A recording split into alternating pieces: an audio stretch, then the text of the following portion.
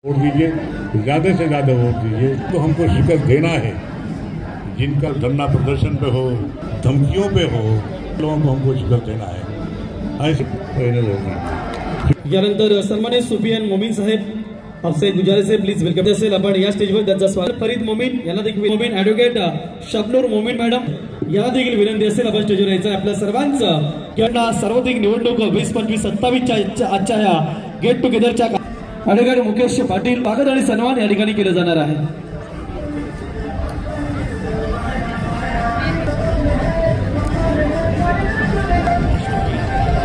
Rubina madam यांना विनंती असेल आपण या स्टेजवर.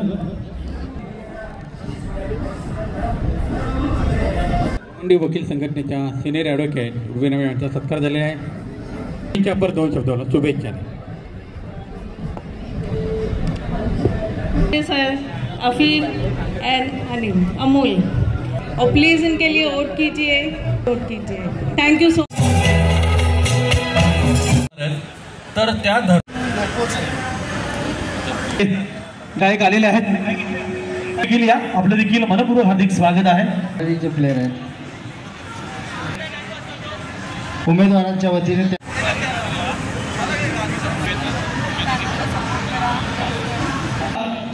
महाराष्ट्र गोवा बार असोसिएशनचे माजी चेअरमॅन सभा मोमीन मॅडम यांना विनंती असेल आपण स्टेजवर या. कथोरे साहेब, ॲडव्होकेट निवृत्ती कथोरे.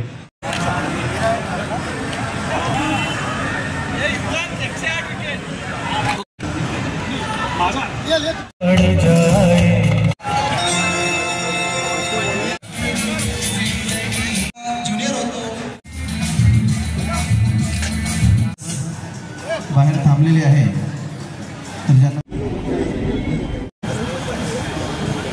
ॲडव्होकेट हिरालाल कोरे सर, तसेच शिवाली भूषण वगल, ॲडव्होकेट भूषण स्टेजवर आपलं स्वागत या ठिकाणी केलं जात आहे. नितेश रावल यांना विनंती करतो आपण देखील यायचं आहे. ॲडव्होकेट भाग्यश्री रावल मॅडम या ठिकाणी. सर्वांना विनंती आपण एका बाजूला जेवण देखील सुरू केलेलं आहे. त्या अगोदर सर्वांना माझं मनापासून नमस्कार. आपण आज या ठिकाणी आमच्या विनंतीला मान देऊन आले त्याबद्दल सर्वांचे मनापासून आभार. मित्रांनो, वकील बंधू व भगिनींनो, मी मागील 2008 पासून भिवंडी न्यायालयात वकिली करत आहे. तर मी या अगोदर कमिटी चेअरमन होतो, त्यानंतर जॉईंट सेक्रेटरी होतो. तर मी ही जी पदं जी आहेत ही या अगोदर मी भोगलेली आहेत. मी बऱ्याचदा कमिटीवरती काम केलेलं आहे. मी कमिटीमध्ये असो किंवा नसो, तर त्यामुळे ही जी कामं आहेत ती आम्ही केलेली आहेत. आणि हर्षल पाटील साहेब ज्यावेळेस हे होते अध्यक्ष होते, तर त्यावेळेस आम्ही लेक्चर सिरीज हा जो एक उपक्रम चालू केला होता.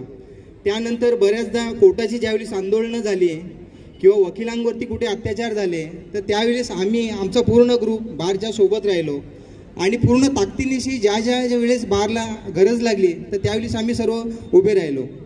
आज मला या ठिकाणी येण्याची किंवा आम्हाला आमच्या पूर्ण पॅनल बनवून इथे येण्याची आवश्यकता काय आहे, तर वकिलांचं हित. आम्ही सगळे लोक जर आपण पाहिलो, राऊत साहेब, मते साहेब, अमोल कांबळे साहेब, आफिफ मोमीन साहेब, आम्ही सर्व प्रॅक्टिशनर लोक आहोत. आम्ही रोज तुम्हाला कोर्टात दिसणार. आमचं कुठल्या ना कुठल्या सेशनला, रेव्हेन्यूला, कुठे ना कुठे आमचं मॅटर चालू असतं. आम्हाला आर्ग्युमेंट वगैरे करायला आवडतं, काम करायला आवडतं. तर त्यामुळे कसं आहे की आम्हाला वकिलांच्या ज्या अडचणी आहेत, मूळ जे बेसिक आहेत, कुठे कुठे वकिलांना त्रास होतो या माहिती आहेत. तर त्यामुळे हे जे होणाऱ्या वकिलांना जो त्रास आहे, तर हे कुठेतरी हे झालं पाहिजे, थांबलं पाहिजे. आणि आम्ही सगळी लोक जे आहोत ते अपडेट व्हर्जन आहोत. तर त्यामुळे आम्ही जे आहेत वकिलांच्या अडचणी चांगल्या प्रकारे सोडू शकतो, हाच आमचा मूळ उद्देश आहे. बाकी आमचं सगळ्यांचं जे आहे हे सर्व चांगलं चालू आहे. आमची प्रॅक्टिस वगैरे जी आहे खूप चांगली चालू आहे. परंतु कुठेतरी आमचे जे वकील बांधव आहेत त्यांना येणाऱ्या ज्या अडचणी आहेत, उदाहरणार्थ आपल्याकडे आता सेशन कोर्ट पण चालू झालं आहे. मागील 2 वर्षापासून तिकडे पीपी नाही आहे, सरकारी वकील नाही आहेत. एकच पीपी आहे, तोच दोन्ही कोर्टांमध्ये फिरतोय. त्याशिवाय अनेक जे गौरगरीब लोक आहेत का त्यांचे मॅटर जे आहेत ते पुढे जात नाही आहेत. तर आम्ही हे जे सर्व लोक आहोत ते सरकारी वकिलांची मागणी करणार आहोत. त्यानंतर ज्या थांबलेल्या आमच्या ज्या लेक्चर सिरीज आहेत या चालू करणार आहोत. त्याचप्रमाणे अजून जे आहेत डिस्ट्रिक्ट जज कसे आपल्याला वाढवता येतील त्याची मागणी करणार आहोत. त्यामुळे आम्ही जे मूळ जे बेसिक आहे वकिलांना असणारी जी अडचण आहे ते घेऊन, तो अजेंडा घेऊन आम्ही आपल्या पुढे आहोत. तरी मी सर्वांना विनंती करतोय की आपण आमचं जे पॅनल आहे यांना भरघोस मताने विजयी करा व आम्हाला आपले आशीर्वाद द्यावे. धन्यवाद. खूप मनापासून स्वागत करतो आणि इथे आल्याबद्दल त्याला धन्यवादही देतो. आता आमच्या पॅनलबद्दल सांगायचं तर ॲडव्होकेटच्या वेलफेअरसाठी जेवढे काही करता येईल तेवढे आम्ही करणार आहेत. मागच्या कमिटीने दिनेश पाटील साहेबांनी जे कामं चालू केली होती ती आम्ही पुढे नेणारच आहोत. पण त्या व्यतिरिक्त महिलांसाठी जी एक मागणी होती की आम्हाला व्हाईस प्रेसिडेंटसाठी रिप्रेझेंटेटिव्ह हवा आहे, त्याचं आम्ही कधीच आश्वासन दिलं होतं. जेव्हा 8 दिवसापूर्वी मंजित राऊत साहेब बारमध्ये गेले होते, लेडीज बारमध्ये, आणि त्यांनी सांगितलं होतं की आमचा पहिला ठराव तोच असेल की लेडीज रिप्रेझेंटेटिव्ह व्हाईस प्रेसिडेंटसाठी कायमचा ठेवण्यात येईल. तरी या महिला वर्गांनी त्याबद्दल काही मनात शंका असू नये. दुसरी महत्त्वाची गोष्ट याच्यामध्ये की बऱ्याच वर्षापासून युवराज पाटील साहेब होते, त्यांनी एक प्रस्ताव मांडला होता की पतपेढी वेलफेअर ॲडव्होकेटच्या वेलफेअरसाठी वकिलांना कोणी कर्ज देत नाहीत, तर आपल्याला एक पतपेढीसाठी एक प्रस्ताव ठेवायचा आहे. पहिल्याच मीटिंगमध्ये तोही ठेवण्यात येईल आणि वकिलांच्या वेलफेअरसाठी जेवढे काही गोष्टी करता येतील तेवढी ही कमिटी करेल, त्याला आम्ही वचनबद्ध असू. थँक्यू. बंधू व भगिनींना सुस्वागतम, हार्दिक स्वागत.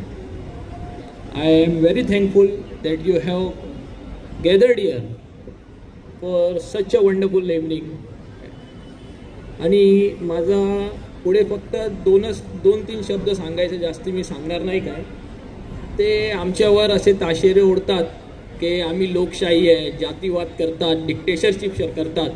पण मी फक्त एवढंच बोलणार की आमचे यासीन साहेब आहेत, यासीन मोमीन साहेब, he is around 70 to 80 years old.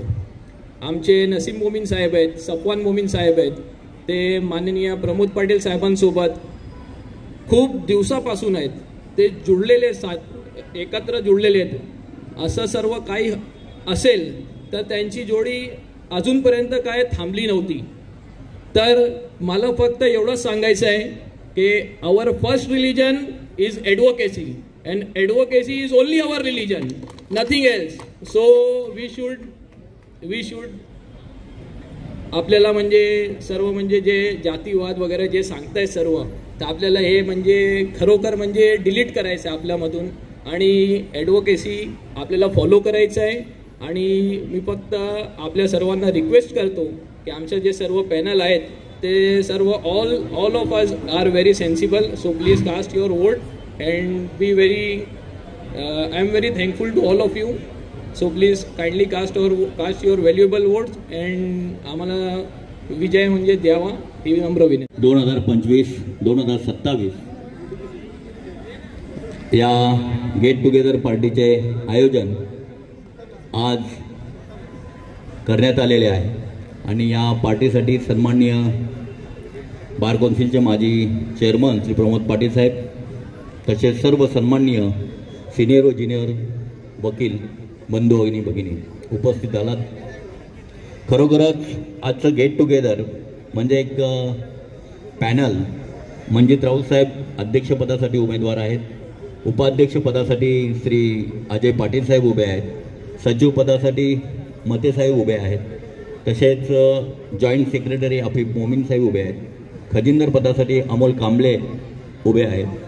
अशा या 5 शिलेदारांना आपल्याकडून खरोखरच मतांची अपेक्षा आहे आणि आपण नक्कीच त्यांना आपलं बहुमूल्य वोट देऊन त्यांना विजयी करणार, त्याबद्दल काहीच शंका नाही आहे. आणि म्हणून मी आपल्याला सर्वांना अपील करतो की आपल्या या 5 शिलेदारांना बहुमत मताने विजयी करावं आणि भिवंडी कोर्टासाठी चांगलं भविष्य किंवा चांगलं काम करण्याची त्यांना आपण संधी देऊ आणि 2025-2027 या वर्षामध्ये ते नक्कीच चांगलं स्मार्ट वर्क करतील. कारण आज भिवंडी कोर्टामध्ये session court, additional session court चालू झालेले आहे आणि स्मार्ट काम करण्याची गरज आहे आणि चांगले वकील, ज्युनियर वकील घडतायत आणि त्यासाठी चांगली टीम असणं गरजेचं आहे. म्हणून मी अपील करतो की आपल्या या 5 शिलेदारांना आपण निवडून द्यावे असे मी आपल्याला विनंती करतो आणि माझे 2 शब्द संपवितो. धन्यवाद. ये माहौल पैदा हो गया, अगर कोई इनकार करे तो इसलिए कि मैंने कभी किसी जनरल बॉडी की मीटिंग में ये नहीं देखा था कि किसी बोलने वाले पे कोई दौड़ के जाता हो मारने के लिए, गालियां देता हो. ये मैंने कभी नहीं देखा था 40-42 साल के अपने भिवंडी के दिनों में।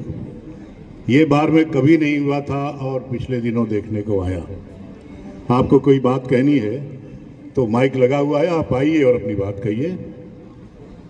आपको किसी की बात पसंद नहीं आई, कोई पॉइंट रखना है तो सबको आज़ादी है, अपनी बात कह सकता है, मगर बोलते वक्त माइक की तरफ दौड़ के जाना और धमकी देना, गालियां देना, ये सबको मालूम है किसने ऐसा किया है, ये सबको मालूम है। मैं नाम नहीं लेना चाहता और इतना भी मैं बोल रहा हूँ, ये मनोहर कर्डिले साहब की हिम्मत दिलाने की वजह से। सबको मालूम है कि कौन ऐसा कर रहा है, कौन ऐसा कर सकता है।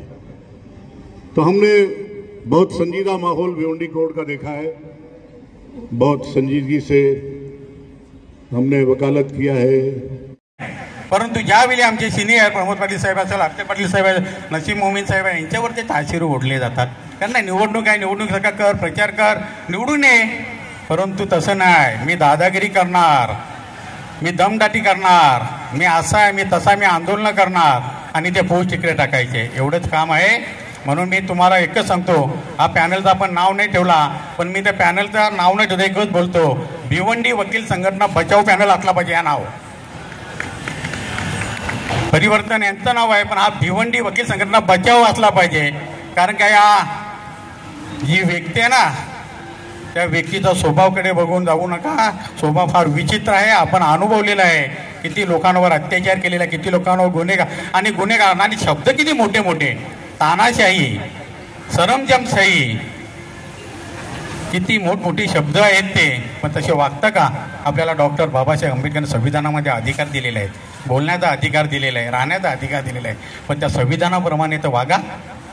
नक्कीच बाबासाहेब असे बोलले असते, काय असा व्यक्तिमत्व हा आहे, कसं बोलतोय, काय वागतोय, कोणत्या स्टेजवर गेला, बाबासाहेबांची जयंती असली तर जयंती राहिली बाजूला, बाबासाहेबांबद्दल बोलायचं राहिलं बाजूला, आणि याचे राजकीय विषय, याला शिवीगाली कर, त्याला शिवीगाली कर, हा स्वभाव, हा वकिलांचा व्यवसाय आहे, हा स्वभाव आहे का? म्हणून मी आपल्या सर्वांना मनापासून विनंती करतो, दिनांक 6 आणि 7 रोजी आपली निवडणूक आहे, आणि या अशा राक्षसी वृत्तीच्या व्यक्तींपासून सावध राहा, आणि आपले जे पॅनलचे उमेदवार आहेत यांना प्रचंड बहुमताने निवडून द्या। आणि एवढेच बोलतो, जय हिंद, जय महाराष्ट्र। म्हणजे continuous legal education, basic legal education, ह्या ज्या योजना आहेत किंवा इन्शुरन्सच्या पॉलिसी वगैरे, ही सर्व कामं तुम्हाला करायची आहेत। नुसतं तुम्ही अध्यक्ष झाले आणि मग ते तुम्ही त्या प्रकारे तुम्ही प्रचार करता, तसं इथे आपल्याला करायचं नाही। ही जी कमिटी जी केलेले, नसीम अन्सारींनी चांगलं भाषण केलं। नसीम अन्सारी म्हणाले की हे जे पॅनल आहे, हे पॅनल आपण कशासाठी, कोर्टामध्ये आपल्याला काय वकिलांच्या अडचणी असतील, जजेसच्या अडचणी असतील, तर त्या दृष्टीने आपल्याला काम केलं पाहिजे। आणि तुम्हाला अध्यक्ष तुमची कमिटी नेमली म्हणजे तुम्ही कमिटी म्हणजे तुम्ही सर्वस्व तुम्ही आहात असं समजू नका। तुमच्यावर, तुमच्या ह्या कमिटीच्या वर मंजित राऊत, तुम्ही जे आता होणारे अध्यक्ष आहे, ती कमिटी तुमच्यावर जनरल बॉडी आहे। तुम्ही वाटेल ते जर करायला गेले तर जनरल बॉडी तुम्हाला प्रश्न विचारेल। मागच्या काही याच्यामध्ये एका न्यायाधीशाला सेक्रेटरीने स्वतःच्या नावानेच नोटीस दिली, असं नाही चालत। आपण कोर्टाचं डेकोरम मेंटेन केलं पाहिजे। आता आम्ही 50 वर्षापासून कोर्टात आहोत, 50 वर्षामध्ये अशी घटना कुठलीच घडलेली नाही, आणि ती नोटीस पाठवली। आता कमिटी जी आहे, या कमिटीवर अध्यक्षांचा कंट्रोल पाहिजे, आणि अध्यक्षांवर आणि कमिटीवर आपल्या जनरल बॉडीचा कंट्रोल आहे, हे तुम्ही विसरू नका। आणि मंजित राऊतने चांगलं काम केलेलं आहे, आणि पुन्हा मंजित राऊत का, आता ठाण्याला आमचे आप्पा कदम आहे, ते आता 5व्यांदा पुन्हा ते आता अध्यक्ष होतील। जो चांगलं काम करतो त्याला पुढे आपण जर संधी दिली तर त्यापेक्षा जास्त काम होईल। तर तसं काही हे नाही की 2दा झालं तर 3दा झालं, हॅट्रिक झाली, असं काही नाही आहे। चांगलं करणारा जो अध्यक्ष आहे तो आपल्याला पाहिजे, जेणेकरून आपले जे ज्युनियर्स वकील आहेत यांचं जे आहे त्यांचं नॉलेज जे आहे ते नॉलेज अपडेट केलं पाहिजे आपण. आणि ते नॉलेज अपडेट करण्याकरता आपण जी लेक्चर सिरीज सुरू केलेली आहे त्याचा खूप आपल्याला फायदा होतो. जे काही स्टॉलवर्ट आहेत बार काउन्सिलमध्ये किंवा इतर डिस्ट्रिक्टमध्ये, तर त्यांचं जे नॉलेज आहे ते नॉलेज आपण घेतलं पाहिजे. आणि आपल्या सर्व वकिलांचं, ज्युनियर वकिलांचं त्यांचं नॉलेज आपण अपडेट केलं पाहिजे की जेणेकरून कोर्टामध्ये चांगल्या प्रकारे ते प्रॅक्टिस करू शकतील. बाकी हे काय तुम्ही जे म्हणतात तानाशाही, हुकुमशाही, हे काय आपलं काय याचं इलेक्शन नाही आहे, आपल्या म्युन्सिपाल्टीचं इलेक्शन नाही की हे ग्रामपंचायतीचं पण इलेक्शन नाही. तुम्हाला स्वतः काम करावं लागेल आणि त्याकरता आम्ही तुम्हाला या ठिकाणी निवडून देतो. आणि हे जे पॅनल जे आहे हे पॅनल एकट्या मंजित राऊतने केलेलं नाही, हे तुम्ही आम्ही सगळ्यांनी मिळून हे केलेलं आहे. त्यामुळे हे जे सगळे जे आहेत पॅनलचे हे सर्व हे कॅन्डिडेट जे आहेत हे सर्व कॉम्पिटंट कॅन्डिडेट आहेत आणि ते निश्चितपणे चांगल्या प्रकारे काम करतील. आणि आपल्या भिवंडी कोर्टाचं, भिवंडी बार असोसिएशनचं नाव हे आपल्या डिस्ट्रिक्टमध्ये निश्चितपणे उज्ज्वल करतील. तर माझा त्यांना आशीर्वाद आहे, माझं त्यांना बेस्ट लक आहे. तर त्यांना मी हे बेस्ट लक देऊन त्यांना पुन्हा आपण सर्वांनी निवडून देऊन त्यांना चांगलं काम करण्याची संधी द्यावी अशी मी सर्वांना विनंती करतो आणि माझे 2 शब्द संपवतो. धन्यवाद. मैं व्यस्त है, बहुत से लोग खाने के लिए रुके, आपका ज़्यादा समय नहीं लूँगा, लेकिन कुछ चीज़ें आपके सामने यहाँ पे मैं बयान करना चाहता हूँ, व्यक्त करना चाहता हूँ. सबसे पहले तो मैं ये कहना चाहता हूँ कि वकीलों की लीडरशिप जो कौन कर सकता है, नेतृत्व कौन कर सकता है, वो ऐसा वकील कर सकता है जो रोज कोर्ट में आके प्रैक्टिस करता हो. रेवेन्यू कोर्ट हो, टेनेंसी कोर्ट हो, सिविल कोर्ट हो, क्रिमिनल कोर्ट हो, जो रोज कोर्ट में आके कोर्ट के सामने प्रैक्टिस कर सकता है, वही व्यक्ति, वही एडवोकेट हमारे वकीलों की समस्या ये जान सकता है और अच्छी तरह से वो सामने ला सकता है. आप मुझे इतना ही बताओ कि ये जो हमारी टीम है, जो हमारा पैनल है, ये सभी जो हमारे पैनल मेंबर्स हैं, ये सभी कोर्ट में रेगुलर आते हैं क्या नहीं? सभी कोर्ट में आते हैं, सभी रेगुलर प्रैक्टिस करते हैं. अभी जो व्यक्ति पिछले वक्त भी अध्यक्ष पद के लिए चुनाव लड़ रहा था, इस चुनाव में देखिए फिर से आया है. पिछले चुनाव होने के बाद में आप देखो कि ये 3 से 4 महीने अभी हुए फिर से कोर्ट में आना शुरू हुआ है. यानी कोर्ट में रेगुलर प्रैक्टिस करने का नहीं, कोर्ट में रेगुलर आना नहीं, और फिर चुनाव जैसे ही पास पे करीब आता जाता है कोर्ट में आके क्लेम करने का कि मुझे लीडरशिप करनी है लॉयर्स की. दूसरी बात, वकीलों के हित के बारे में जो उन्होंने नाम रखा है परिवर्तन पैनल. आज मुझे बताओ, भिवंडी की परिस्थिति, भिवंडी न्यायालय की परिस्थिति 10 साल पहले कैसी थी, कोर्ट की इमारत कैसी थी. परिवर्तन कब लाते हैं? जब कुछ काम ही नहीं होता है, वकीलों के हित के लिए काम नहीं होता है, या न्यायालय प्रक्रिया में कुछ बदलाव नहीं होता है, प्रगति नहीं होता है, प्रोग्रेस नहीं होता है, तो परिवर्तन लाने की आवश्यकता होती है.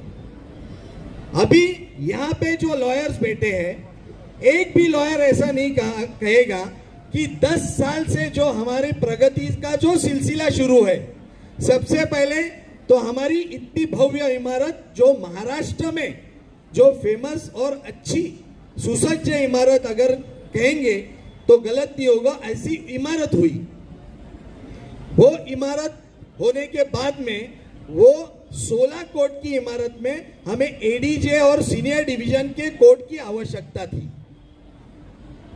इमारत होने के बाद में सीनियर डिवीजन जो लिंक कोर्ट था वो रेगुलर हो गया. एडीजे कोर्ट स्टार्ट हो गया। पहले मंजीत राउत जब अध्यक्ष थे तभी नई कोर्ट इमारत का इनॉग्रेशन हुआ। जब भी डीबी पाटिल साहब आए तभी एडीजे और सीनियर डिवीजन कोर्ट का अनावरण हुआ। अभी आप देखोगे तो जजेस की संख्या भी बढ़ी है। 16 कोर्ट है, 16 के 16 कोर्ट हॉल हमारे भर जाएंगे, इतनी जजेस की संख्या बढ़ी है। पहले 2 सेशन जज आए थे, अभी आने वाले जून में और सेशन जज भी आने वाले हैं और एसडी भी हमारे यहाँ पे आने वाले। तो परिवर्तन क्या लाना चाहते हो आप?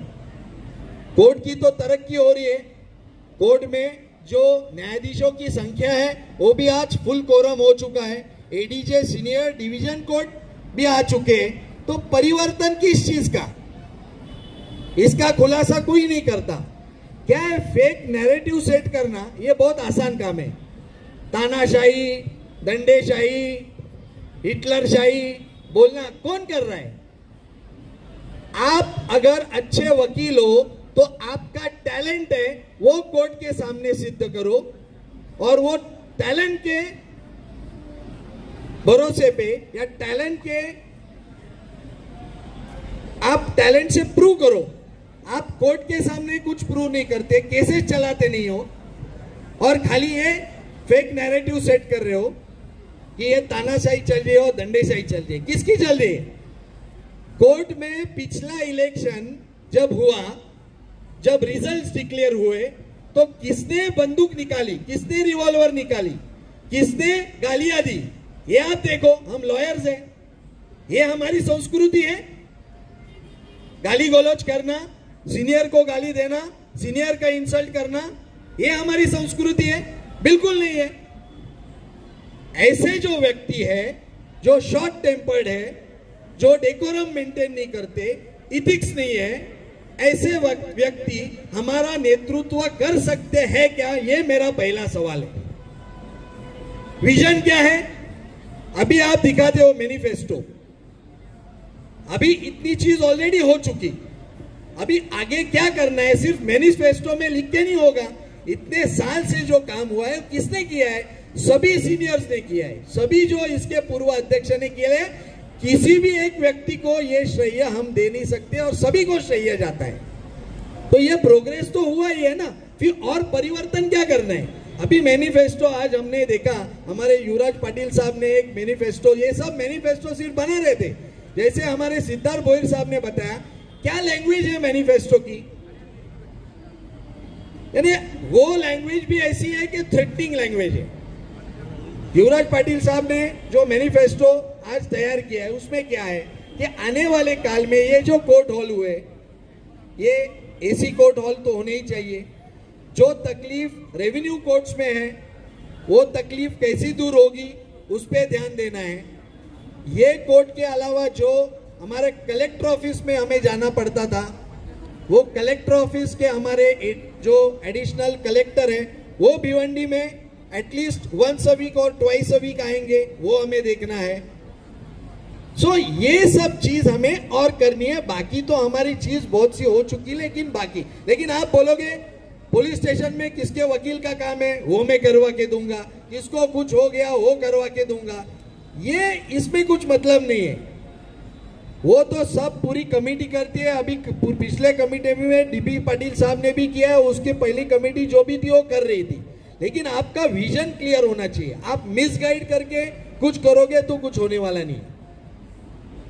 इसलिए मैं सभी को रिक्वेस्ट करता हूं कि ये पैनल आप देखो, इनको देखो। मंजीत राउत साहब के बारे में क्या कह रहा था? कहते हैं कि ये 2 टर्म अध्यक्ष रह चुके, न्यू फेस चाहिए। अरे कैसा फेस चाहिए? इतना एग्रेसिव फेस चाहिए जो किसी को रिस्पेक्ट नहीं करता। और मंजीत राउत साहब, एग्री करता हूं मैं, पिछले वक्त ये हमारे अगेंस्ट काम किए थे, ये अगेंस्ट पैनल में थे 2 साल में। तभी उनको बोला था कि आप वो साइड में हो, आपको चंद महीनों में ही पता चलेगा कि हम क्यों आपको बोल रहे हो कि वो साइड में मत आ जाओ। और अभी उन्होंने जो बयान किया आपके सामने, 2 साल में उनको जो एक्सपीरियंस आया वो इतना भयंकर एक्सपीरियंस था कि उन्होंने भी पहचान लिया कि आदमी कैसे है।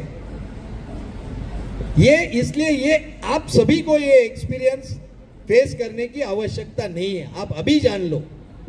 दूसरी बात ऐसी है कि न्यू फेज आप बोलोगे, जो जैसे सिद्धार्थ भोईर साहब ने बताया, जो हाथ में 5 साल के लिए था वो क्यों गवाया आपने, क्यों गवाया? 2 साल में ही क्या क्यों ऐसा हुआ कि पूरे गांव अगेंस्ट हो गया? ऐसा कोई पूरा गांव अगेंस्ट करके अत्याचार होता है क्या? बिल्कुल नहीं। आपके वर्तन के वजह से, आपके नेचर के वजह से, आपके दूसरे जो एक्टिविटीज चलते थे उसके वजह से ये पूरे ग्राम पंचायत को फैसला लेना पड़ा। तो वहां पे जो चल रहा है वो कोर्ट में हमें लाना है क्या? एक पॉलिटिकल पार्टी का हम भी नेतृत्व करते हैं, लेकिन कोर्ट के गेट में जब एंटर करते हैं तो हम सिर्फ वकील और वकील ही रहते हैं। कौन से पॉलिटिकल पार्टी के हैं, ये कौन से पॉलिटिकल पार्टी को बिलोंग करते हैं, ये कोर्ट के बाहर है। जो अपप्रचार किया जाता है कि ये बीजेपी की कमेटी है, बीजेपी का पैनल है, ये कुछ है ही नहीं। हम छोटे से थे तभी से कोर्ट में आते हैं, बाद में 26 साल से मैं भी प्रैक्टिस कर रहा हूं, लेकिन कोई भी ऐसा व्यक्ति बोलेगा नहीं कि हम सेक्युलर नहीं है, सिर्फ ये सेक्युलर नहीं है भाषण करते हैं। आज हमारा पैनल देखो, कोई बोलेगा ये पैनल सेक्युलर नहीं है? हमारे आफिफ मोमिन साहब भी है, हमारे अमोल कामड़े साहब भी है, सभी को लेके हम लोग चलते हैं। तो ये जो अपप्रचार किया जाता है इसके ऊपर ध्यान मत दो। हम सभी इंटेलेक्चुअल क्लास है, हमें रास्ते पे जाके झगड़ा बिगड़ा करने का जरूरत नहीं। हमारे पास हमारी ताकत है, हमारा कलम, हमारा पेन और हमारी जबान जो कोर्ट के सामने सबमिसिवली चलनी चाहिए। कोर्ट को थ्रेटन करने के लिए नहीं चलनी चाहिए, रिस्पेक्टफुली करनी चाहिए। अभी बहुत से जूनियर्स की शिकायत रहती है कि न्यायाधीश जिस प्रकार से बर्ताव करते हैं कोर्ट में वो बहुत इंसल्टिंग रहता है। निश्चित तौर से अगर कोई न्यायाधीश ऐसे एडवोकेट्स को अपमान करता है, अपमानित करता है, डेकोरम मेंटेन नहीं करता है, तो उसके अगेंस्ट एक्शन बार ने लेनी ही चाहिए, लेकिन उसके लिए थ्रेटन करके नहीं। कुछ रूल्स एंड रेगुलेशंस है। बहुत से जूनियर को बहकाया जाता है कि हम ऐसा करेंगे, वैसा करेंगे, ये करेंगे, कुछ मीनिंग नहीं है उसमें। जो करेंगे वो हम कायदे की चौकट में करेंगे, बिकॉज हम कौन है? हम लॉयर्स है, इंटेलेक्चुअल फ्रैटर्निटी से, लीगल फ्रैटर्निटी से बिलोंग करते हैं। इसलिए सभी को रिक्वेस्ट करता हूं कि आने वाले जो हमारे काल में जो हमें काम करना है, पॉजिटिव काम करना है, किसी भी निगेटिव काम नहीं करना है, पॉजिटिव विजन के साथ में आगे जाना है। और वो पॉजिटिव विजन क्या है? तो जो पॉजिटिव विजन आप अच्छी तरह से लोगों के सामने रखोगे, आप कल हमारा मैनिफेस्टो देखो, हमने बहुत छोटी छोटी चीज उसमें ली है और जिसकी आवश्यकता है उतनी ली है। कुछ बड़ा पिक्चर क्रिएट करके दिखाने की जरूरत ही नहीं है, क्योंकि आज तक जो हमारे बार ने, हमारा जो भी कमेटी आई थी इसके पहले, उन्होंने ये प्रूव किया है, सभी कमेटी ने प्रूव किया है। सभी के नाम लेना जरूरी है।